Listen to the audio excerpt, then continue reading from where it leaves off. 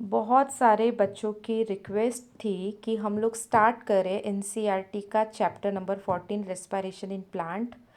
कि मैम आप एनसीईआरटी में से हमको ये चैप्टर सिखाइए, इसलिए मैंने ये चैप्टर कुछ तो भी ऐसा कुछ मैंने भी नया ट्राई किया हुआ है आप लोग के साथ कि यहाँ पे हम लोग जो एनसीईआरटी का चैप्टर है रेस्पिरेशन वाला चैप्टर, रेस्पिरेशन इन प्लांट वाला चैप्टर, वो चैप्टर हम लोग रीड करेंगे, एनसीईआरटी में से सीखना स्टार्ट करेंगे, है ना।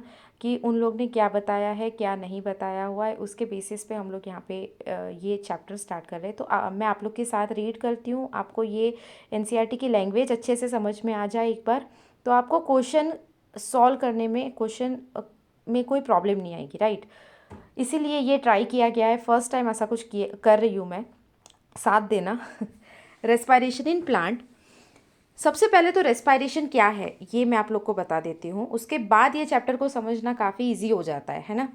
तो मुझे आप देख नहीं पा रहे हो पर मुझे आप अच्छे से सुन पा रहे हो, तो बस एक 2 मिनट के लिए ये सोचिए कि रेस्पिरेशन हम लोग क्यों कर रहे हैं, हम लोग या प्लांट्स रेस्पिरेशन क्यों कर रहा है, एक्चुअली ये प्रोसेस है क्या। तो कोई भी प्रोसेस मतलब प्लांट के अंदर ले लो या एनिमल के अंदर ले लो, रेस्पिरेशन ये एक ऐसा प्रोसेस है जिसमें से हम लोग ऑक्सीडेशन करने वाले हैं जो भी ऑर्गेनिक एंड इनऑर्गेनिक मटेरियल होगा उसका। मतलब ये क्या बात हो रही है ना। तो जब फोटोसिंथेसिस प्रोसेस होता है ना, फोटोसिंथेसिस के अंदर फूड सिंथेसाइज होता है इन द फॉर्म ऑफ ग्लूकोज। पर जब रेस्पिरेशन प्रोसेस होता है तो रेस्पिरेशन के अंदर ग्लूकोज का ऑक्सीडेशन होता है। ग्लूकोज मॉलिक्यूल C6H12O6, ये ग्लूकोज का ऑक्सीडेशन होगा। और ग्लूकोज के ऑक्सीडेशन का जो लास्ट प्रोडक्ट है वो बनता है CO2, metabolic water and ATP। इसका मतलब क्या हुआ कि ये रेस्पिरेशन प्रोसेस हम लोग को एनर्जी प्रोवाइड करवाती है। रेस्पिरेशन प्रोसेस से हमें मिलती है एनर्जी। ये फंडामेंटल प्रोसेस आप लोग के दिमाग में जब होगा, ये कॉन्सेप्ट अगर आपके दिमाग में होता है कि रेस्पिरेशन प्लांट के अंदर रेस्पिरेशन हो रहा है, तो प्लांट को क्या फ़ायदा हो रहा है। प्लांट जो पर्टिकुलर ऑर्गेनिक मटेरियल है, मतलब प्लांट के अंदर जो ग्लूकोज है वो ग्लूकोज का ऑक्सीडेशन होगा, और ग्लूकोज जब ऑक्सीडाइज होगा तो ग्लूकोज में से मिल रहा है क्या, एनर्जी। लास्ट प्रोडक्ट मिलेगी एनर्जी, राइट। CO2 मिलेगा, मेटाबॉलिक वाटर मिलेगा और ATP मिलेगा, राइट। तो हम लोग स्टार्ट करते हैं चैप्टर रीड करना, मेरे साथ साथ आप लोग भी रीड करते जाना। All of us breathe to live, but why is breathing so essential to life, what happens when we breathe, also do all living organisms including plants and microbes breathe, if so how. हम सब लोग respiration करते हैं, हम सब लोग breathing process करते हैं ना। What is breathing, inhalation and exhalation of particular gases, और गैसेस कौन से, ऑक्सीजन एंड कार्बन डाइऑक्साइड। तो हम क्यों कर रहे हैं ये प्रोसेस, वो वाला क्वेश्चन पूछा गया है। All living organism need energy for carrying out daily life activity, B it absorption, transport, movement, reproduction on even और इवन ब्रीदिंग। कोई भी प्रोसेस ले लो आप लोग, हम ऑर्गेनिज्म के अंदर कोई भी प्रोसेस ले लो, हम लोग को चाहिए होती है एनर्जी। विदाउट एनर्जी हम कोई काम नहीं कर सकते हैं, right. Where does all this energy come from, we know we eat food for energy, but how is this energy taken from food, how is this energy utilize, do all foods give the same amount of energy, do plants eat, where do plants get their energy from. देखो ये कितने सारे questions in लोग ने पूछे हुए हैं और हर एक क्वेश्चन का आंसर यस है। मतलब हम लोग को एनर्जी चाहिए होता है, हम लोग को फूड में से कैसे एनर्जी मिलती है, ये सारे क्वेश्चन का आंसर हम लोग को ये चैप्टर में मिलता है। And micro organism for their energy requirement, do they eat food. You may wonder at the several questions raised above. They may seem to be very disconnected, but in reality, the process of breathing is very much connected to the process of release of energy from food. कैसे, क्योंकि जैसे ही हम लोग breathing करेंगे तो breathing inhalation and exhalation से होता है। इन्हेल करना मतलब ऑक्सीजन को अंदर लेना, एक्सहेलेशन प्रोसेस मतलब CO2 को बाहर फेंकना, और इन्हेलेशन और एक्सहेलेशन को हम कंबाइनली बोलते हैं ब्रीदिंग प्रोसेस। पर क्या ब्रीदिंग प्रोसेस रिलेट करती है रेस्पिरेशन से? यस, ऑफकोर्स करती है, क्योंकि अगर ऑक्सीजन तुम लोग ब्रीथ करते हो, इन्हेल करते हो ऑक्सीजन को, तभी जाके उसी ऑक्सीजन का यूज़ करके हम ग्लूकोज का ऑक्सीडेशन प्रोसेस करवाते हैं और ग्लूकोज में से एनर्जी फॉर्म करवाते हैं, right. Let us try and understand how this happens. All the energy required for life process is obtained by oxidation of some macromolecule that we call food. Only green plants and cyanobacteria can prepare their own food. By the process of photosynthesis, they trap light energy and convert it into chemical energy. मतलब हमने photosynthesis में क्या किया था, light energy का use करके chemical energy मतलब glucose को फॉर्म करवाया था. That is stored in the bond of carbohydrate like glucose, sucrose and starch. Right, glucose, sucrose and starch तीनों भी कार्बोहाइड्रेट के एग्जाम्पल्स है. We must remember that in green plants too not all cells, tissue and organ photosynthesis synthesize. Only cells containing chloroplasts that are most often located in the superficial layers carry out photosynthesis. Hence, even in green plants, all other organs, tissue and cells that are non-green need food for oxidation. Hence, food has to be translocated to all green parts. Animals are all green parts, right? Animals are heterotrophic. Heterotrophic मतलब हम लोग का जो food बनता है उसके लिए हम लोग को डिपेंड होना पड़ता है दूसरे प्लांट्स के ऊपर या दूसरे किसी मतलब फूड के ऊपर डिपेंड होता है. हम लोग फूड नहीं सिंथेसाइज करते. We can not synthesize our own food. We are not autotrophic organism. Animals are heterotrophic, that is they obtain food from plants directly और इनडायरेक्टली. अगर कार्निवोरस है तो इनडायरेक्टली हम लोग फूड को ले रहे हैं. Saprophytes like fungi are dependent on dead and decaying matter. Saprophyte का मतलब ही क्या होता है, जो डेड एंड डिकेइंग सड़ी हुई चीज़ों पे जो सर्वाइव करता है उसको बोला जाता है सेप्रोफाइट. जैसे कि यहाँ पे बताया हुआ है fungi. What is important to recognize is that ultimately all the food that is required for life process come from photosynthesis. समझ में आ रही है आप लोग को बात. हम लोग जो भी चीज़ का रेस्पायरेशन करने वाले हैं मतलब हम लोग ग्लूकोज का रेस्पायरेशन करने वाले हैं. और ग्लूकोज क्या है, जो ग्लूकोज फूड में से मिलने वाला है. ग्लूकोज कहाँ से मिलता है, फूड का एब्जॉर्प्शन होगा. डाइजेशन वाले चैप्टर में तुम लोग ने 11th का डाइजेशन जो चैप्टर है उसमें रीड किया हुआ है कि जो सिंपल फूड फॉर्म होगा कार्बोहाइड्रेट के फॉर्म में वो होता है ग्लूकोज. जो जेजुनम और इलियम के अंदर ग्लूकोज क्या होगा, एब्जॉर्ब होगा. राइट, वो एनिमल के बारे में बात है. फिर ये ग्लूकोज ट्रांसपोर्ट करेगा ब्लड के अंदर, ब्लड में से टिश्यू में वो जाएगा, टिश्यू में से वो सेल के अंदर जाएगा और सेल के अंदर ये ग्लूकोज की एंट्री होगी जिसको हम बोलते हैं सेल्यूलर रेस्पायरेशन. आई बात समझ में. वैसे ही प्लांट के अंदर जो ग्लूकोज फॉर्म हो रहा है, फूड सिंथेसाइज हो रहा है प्लांट के अंदर, ग्लूकोज ये उसका फूड हो जाएगा. और ये ग्लूकोज जब एंट्री करेगा सेल के अंदर और फिर सेल के अंदर एंटर करने के बाद वो सेल्यूलर रेस्पायरेशन करेगा. ग्लूकोज की एंट्री जब सेल के अंदर होती है और फिर वहाँ पे ग्लूकोज का जब ऑक्सीडेशन हो रहा है, इसको हम बोलते हैं सेल्यूलर रेस्पायरेशन. आई बात समझ में. This chapter deals with cellular respiration or the mechanism of breathing of food material within the cell to release energy and the trapping of this energy for synthesis of ATP. हम जितना भी cellular respiration के लिए food use कर रहे हैं ये food का ब्रेकडाउन होगा, ग्लूकोज का ब्रेकडाउन होगा, उसमें से CO2 रिलीज होगा, उसमें से मेटाबॉलिक वाटर रिलीज होगा और उसमें से एनर्जी रिलीज होगी इन द फॉर्म ऑफ ATP. बात समझ में आ रही है. इसीलिए मैं आप लोग के साथ ये एक चैप्टर रीड कर रही हूँ ताकि एक एक लाइन यहाँ पे इम्पॉर्टेंट है. ये चैप्टर का एक एक लाइन इम्पॉर्टेंट है, कहीं से भी क्वेश्चन बन सकता है. Photosynthesis of course takes place within the chloroplast whereas the breakdown of complex molecule to yield energy takes place in the cytoplasm and in the mitochondria. The breaking of, देखो यहाँ से आप लोग को एक question बन सकता है. जहाँ जहाँ क्वेश्चन बन सकता है ना वहाँ पे आप लोग क्या करो, आपकी NCERT के अंदर पेंसिल से टिक मार्क कर लो. राइट, तो यहाँ पे फोटोसिंथेसिस जो है ये कहाँ पे हो रहा है, क्लोरोप्लास्ट के अंदर. And breakdown of complex molecule जो एनर्जी यील्डिंग प्रोसेस है, ATP जिसमें से मिल रही है वो कहाँ पे होता है, साइटोप्लाज्म एंड माइटोकॉन्ड्रिया. अब साइटोप्लाज्म क्यों बोला है मैं आप लोग को स्टार्टिंग में बता देती हूँ. साइटोप्लाज्म इसलिए बोला है क्योंकि साइटोप्लाज्म के अंदर ग्लाइकोलाइसिस होने वाला है. और जो क्रेब्स साइकिल है ना, इस ग्लाइकोलाइसिस के बाद आएगी तुम्हारी साइकिल अपनी क्रेब्स साइकिल जो माइटोकॉन्ड्रिया के अंदर हो रही है. तो ये दोनों प्रोसेस की वजह से cytoplasm and mitochondria energy yielding process takes place in which organelle. ऐसा अगर आपको क्वेश्चन आता है, बात समझ में आ रही है आपको, energy yielding process is takes place in which organelle, तो आपको 2 ऑर्गेनल याद रखने हैं, एक तो साइटोप्लाज्म याद रखना है और एक माइटोकॉन्ड्रिया याद रखना है. Now breaking of carbon-carbon bond of complex compound through oxidation within the cells leading to release of considerable amount of energy is called respiration. अब यहाँ पे भी एक क्वेश्चन बनता है carbon carbon bond complex compound का कौन सा कॉम्प्लेक्स ऐसा कंपाउंड है जिसका कार्बन कार्बन बॉन्ड ब्रेक होगा? तो मैंने स्टार्टिंग से बताते जा रही हूँ, C6H12O6 मतलब ग्लूकोज जो है, ग्लूकोज 6 कार्बन का बना हुआ है, उनके बीच का जो बॉन्ड ब्रेक हो रहा है, उसका जो ऑक्सीडेशन हो रहा है सेल के अंदर, उससे बहुत ज़्यादा अमाउंट में एनर्जी रिलीज होने वाली है। इसी प्रोसेस को बोला गया है respiration process. It means C6H12O6 का ऑक्सीडेशन होगा और फिर वहाँ से CO2 फॉर्म होगा, मेटाबॉलिक वाटर फॉर्म होगा और ATP फॉर्म होगा। The compound that are oxidized during this process are known as respiratory substance। तो आप बताओ मुझे, हमारा रेस्पिरेटरी सबस्ट्रेट कौन हुआ यहाँ पे?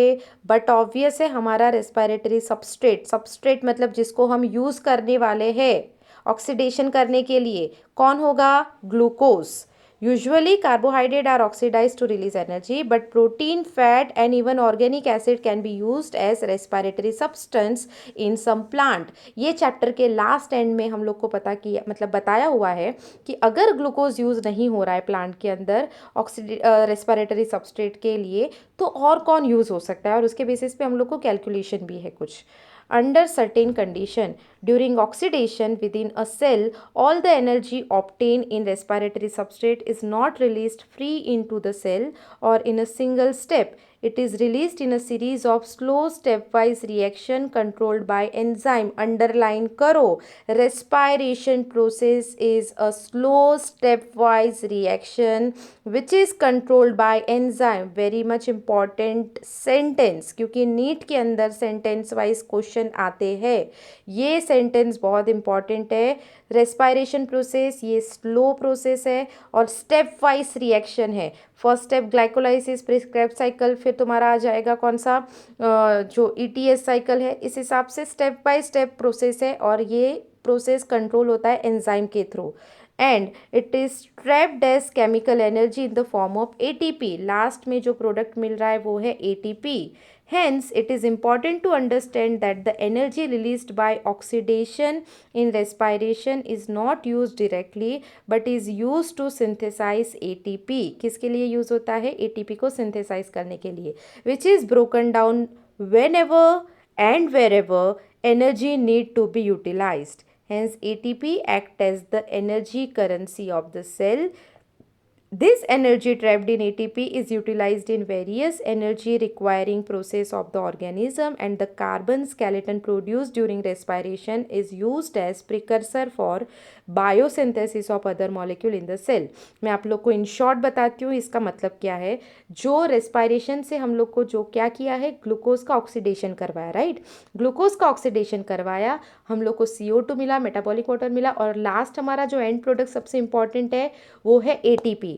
अब ये ATP का यूज़ जहाँ जहाँ पे भी जिस जगह पे रिक्वायरमेंट होगी और जब कभी भी रिक्वायरमेंट होगी, हम ये ATP का यूज़ करते हैं, क्योंकि हमारा जो एनर्जी करेंसी है हमारी बॉडी के अंदर एनर्जी देने वाला जो प्रोडक्ट है वो है ATP, एडेनोसाइन ट्राइफॉस्फेट, राइट। तो जहाँ पे भी रिक्वायरमेंट होगी, जब कभी भी रिक्वायरमेंट होगी, हम उस ATP को यूज़ कर सकते हैं। उसी ATP के साथ साथ जो भी मॉलिक्यूल फॉर्म हो रहा है ना, यहाँ पे ग्लाइकोलाइसिस या क्रेब्स साइकिल में, प्रिकर्सर मतलब जो पूरी साइकिल के अंदर बीच बीच में जो सब्सटेंस फॉर्म होता है ना, वो सब्सटेंस को हम लोग दूसरे पर्टिकुलर मॉलिक्यूल को फॉर्म करने के लिए यूज़ करते हैं। जैसे कि फ्यूमारिक एसिड है, मैलिक एसिड है, क्रेब्स साइकिल के अंदर आएगा, उसका यूज़ होता है बाकी बहुत सारी जगहों पे, ठीक है। तो हम लोग अभी ये पोर्शन हमने इंट्रोडक्टरी पोर्शन कंप्लीट किया। नाउ हम लोग क्वेश्चन के अंदर जाते हैं। Do plants breathe? Plant breathing करता है क्या? प्लांट इनहेलेशन एक्सहेलेशन करता है क्या? Well, the answer to this question is not quite so direct. क्यों ऐसा बोला गया है? जैसे हमारी बॉडी के अंदर ऑर्गन है ना, कोई टिपिकल ऑर्गन है, ऑर्गन मतलब मैं बात कर रही हूँ नोज़ के बारे में, नॉस्ट्रिल्स के बारे में, है ना, जिसके थ्रू हम लोग एनवायरनमेंट का जो CO2 और ऑक्सीजन है उसको इनहेल और एक्सहेल कर सकते हैं। वैसा तुम लोग को प्लांट के अंदर कुछ दिखा क्या? सोचो थोड़ा सा। स्टोमाटा है कि नहीं है? गैशियस एक्सचेंज करने के लिए। तो इसी हिसाब से हम लोग को थोड़ा सोचना है ये क्वेश्चन के लिए। Well the answer to this question is not quite so direct. Yes, plants require oxygen for respiration to occur and they also give out CO2। वो लोग ऑक्सीजन को यूज़ करते हैं, CO2 को भी फेंकते हैं। मतलब ये सारी प्रोसेस कैसे हो रही है आगे वो हम लोग एक एक करके देखेंगे। Hence plants have system in place that ensure the availability of oxygen. Plants, unlike animals, have no specialized organ for a gaseous exchange, but they have stomata and lenticel for this purpose. Stomata जो leaf के अंदर present होता है, lenticel जो bark होता है ना, bark stem के अंदर प्रेजेंट होता है, बार्क के अंदर। जो आप अगर आप लोग को एनाटॉमी ऑफ फ्लावरिंग प्लांट वाला चैप्टर याद होगा अच्छे से, तो उसके अंदर लेंटिकुलर ट्रांसपिरेशन, 3 टाइप के ट्रांसपिरेशन हमारे बुक में दिए हुए हैं। Stomatal transpiration, cuticular transpiration and lenticular transpiration. Stomata के थ्रू ट्रांसपिरेशन होगा, लेंटिसेल्स के थ्रू ट्रांसपिरेशन होगा एंड क्यूटिकल के थ्रू ट्रांसपिरेशन होता है। आई बात समझ में? Lenticel for this purpose. This are several reason why plants can get along without respiratory organ. First, each plant part takes care of its own gaseous exchange needs. There is very little transport of gases from one plant part to another. देखो ऐसा कभी नहीं होगा कि root का जो oxygen है वो शूट टिप तक पहुंचेगा, उसके लिए कोई पर्टिकुलर होगा, कोई पार्ट का प्लांट का कोई पार्ट रिस्पॉन्सिबल होगा या ऑर्गन रिस्पॉन्सिबल होगा, ऐसा नहीं होता है। प्लांट के अंदर के जितने भी पार्ट्स हैं ना, वो सारे प्लांट के पार्ट्स एक्सचेंज कर सकते हैं गैसेस को। तो उनको बहुत ज़्यादा शॉर्ट डिस्टेंस क्या करना है, मेंटेन करना है। बहुत लॉन्ग डिस्टेंस तक उनको ऑक्सीजन को या CO2 को ट्रांसपोर्ट करने की ज़रूरत नहीं है, इसलिए उनके अंदर कोई स्पेशल ऑर्गन की रिक्वायरमेंट नहीं है। There is very little transport of gases from one plant part to another, यहाँ पे अंडरलाइन करो। Second, plants do not present great demand for gas exchange. Root, stem and leaves respire at rates far lower than animals do. हम लोग से बहुत कम respiration rate होता है उनका। Only during photosynthesis are large volume of gases exchanged and each leaf is well adapted to take care of its own needs during this period. जब जिस particular plant के part को requirement होगी वो अपने हिसाब से gaseous exchange कर लेगा। When cells photosynthesize, availability of oxygen is not a problem in this cell since oxygen is released within the cell. Third, the distance that gases must diffuse even in large bulky plants is not great. जहाँ से उनको मतलब जहाँ एक जगह से दूसरी जगह पे जो डिस्टेंस उनको ट्रैवल करना है गैसेस को, वो डिस्टेंस भी ज़्यादा नहीं है। जहाँ पे उनको डिफ्यूज़ होना है वो डिस्टेंस ज़्यादा नहीं है, इसलिए उनको कोई स्पेशल ऑर्गन की रिक्वायरमेंट नहीं है। Each living cell in a plant is located quite close to the surface of the plant. This is true for leaves. You may ask, but what about thick woody stem and root? In stem, the living cells are organized in thin layer inside and beneath the bark. They also have opening called lenticell. मैंने आपको अभी just बताया कि stem का जो portion होता है ना, स्टेम की जो मतलब हम बोलते हैं ना कि स्टेम का कुछ पर्टिकुलर पार्ट जो बार्क होता है, जो डेड सेल से बना होता है, तो वो बार्क के अंदर की साइड पे कुछ लिविंग सेल्स प्रेजेंट होते हैं जिसको बोला जाता है लेंटिसेल्स। एंड ये लेंटिसेल्स रिस्पॉन्सिबल होते हैं किसके लिए, एक्सचेंज ऑफ गैसेस के लिए। The cell in the interior are dead and provide only mechanical support. Bark के जो सेल होते हैं वो मैकेनिकल सपोर्ट के लिए होते हैं। Thus, most cells of a plant have at least a part of their surface in contact with air. This is also facilitated by the loose packing of parenchyma cells in leaves, stem and roots which provide an interconnected network of air space. मेरी बात एकदम ध्यान से सुनना अभी। Parenchymatous tissue जो है ये हमारा होता है primary permanent tissue. Parenchymatous cells के अंदर अगर हम लोग को सिमेट्री अगर तुम्हें याद है एनाटॉमी वाले चैप्टर की, तो पेरेनकाइमा सेल के अंदर आइसोडायमेट्रिक सेल्स प्रेजेंट होते हैं, उनके अंदर इंटरसेलुलर स्पेस प्रेजेंट होता है। तो जहाँ पे लेंटिसेल का फॉर्मेशन हुआ है, या तो रूट का कोई पार्ट है, स्टेम का कोई पार्ट है जो क्या कर रहा है, रेस्पायरेशन कर रहा है, वहाँ पे कौन सी टिश्यू प्रेजेंट होगी, parenchymatous tissue. Intercellular space present होगा, एक्सचेंज ऑफ गैसेस के लिए रिस्पॉन्सिबल होगी। The complete combustion of glucose which produce CO2 and H2O as end product yield energy, most of which is given out as heat. तो देखो यहाँ पे C6H12O6 मतलब glucose है, उसका ऑक्सीडेशन हो रहा है, मतलब ग्लूकोज को ऑक्सीडाइज करने के लिए हमें ऑक्सीजन की रिक्वायरमेंट होगी, 6 मॉलिक्यूल ऑक्सीजन की रिक्वायरमेंट होगी, जो हमें देगा 6 molecule CO2 and 6 molecule H2O। Energy के साइड में आप पेंसिल से लिख दो ATP, जो मोस्ट इंपॉर्टेंट प्रोडक्ट है हमारे ये प्रोसेस रेस्पिरेशन का, वो है energy. If this energy is to be useful to the cell, it should be able to utilize it to synthesize other molecule that the cell requires. The strategy that the plant cell uses is to catabolize the glucose molecule in such a way that not all the liberated energy goes out as heat. The key is to oxidize glucose not in one step but in several small steps, enabling some steps to be just large enough such that the energy released can be coupled to ATP synthesis.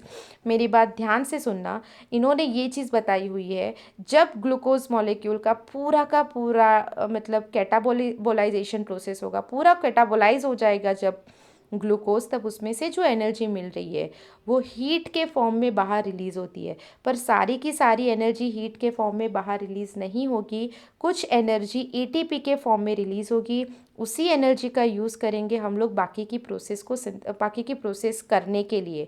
हम plant की body के अंदर बहुत सारी ऐसी एक साथ processes reaction चलती रहती है जहाँ पे एटीपी की रिक्वायरमेंट होती है। तो ये एटीपी मिलेगा कहाँ से? तो ये एटीपी उनको मिलेगा ये रेस्पिरेशन प्रोसेस से। How this is done is essentially the story of respiration. During the process of respiration, oxygen is utilized and carbon dioxide, water and energy are released as product. Please इसके नीचे underline करो, ये sentence बहुत important है। During the process of respiration oxygen is utilized, oxidation process, oxygen utilize हो रहा है, and carbon dioxide, water and energy are released as product. The combustion reaction requires oxygen. Combustion मतलब glucose को जलाना, और बहुत आसान तरीके से अगर कंबशन प्रोसेस को करना है तो जैसे लकड़ी को जलाते हैं तो उसमें से क्या निकलती है? ऐश निकलता है, राख निकलती है ना। वैसे ही ग्लूकोज को आप जला रहे हो, किसकी हेल्प लेके? ऑक्सीजन की हेल्प लेके। तो ग्लूकोज को जला रहे हो तो उसमें से क्या प्रोडक्ट मिल रहा है? CO2 मिल रहा है, वाटर मिल रहा है और एनर्जी मिल रही है। But some cells live where oxygen may और मे नॉट बी अवेलेबल। कहीं पे ऐसा भी हो सकता है ऑक्सीजन होगा या नहीं भी होगा। Can you think of such situation where oxygen is not available? Anaerobic process हो सकती है ये। There are sufficient reason to believe that the first cell on this planet lived in an atmosphere that lacked oxygen. जो सबसे पहले cell था ना, वो एनारोबिक कंडीशन में आया हुआ है। इवोल्यूशन वाले चैप्टर में ये बताया हुआ है। Even among present day living organism we know of several that are adapted to anaerobic condition. Some of these organisms are facultative anaerobes, while in other the requirement for anaerobic condition is obligate. Facultative and obligate मतलब कहीं पे ऐसा होता है कि oxygen अगर नहीं है फिर भी वो प्रोसेस कर रहा है, और ऑक्सीजन अगर नहीं है तो बिल्कुल भी प्रोसेस रुक जाएगी। अनएरोबिक कंडीशन के बारे में बात की गई है। In any case all living organisms retain the enzymatic machinery to partially oxidize glucose without the help of oxygen. This breakdown of glucose to pyruvic acid is called glycolysis. सबसे important step ये chapter का जो start होने वाला है वो है glycolysis process, most important process.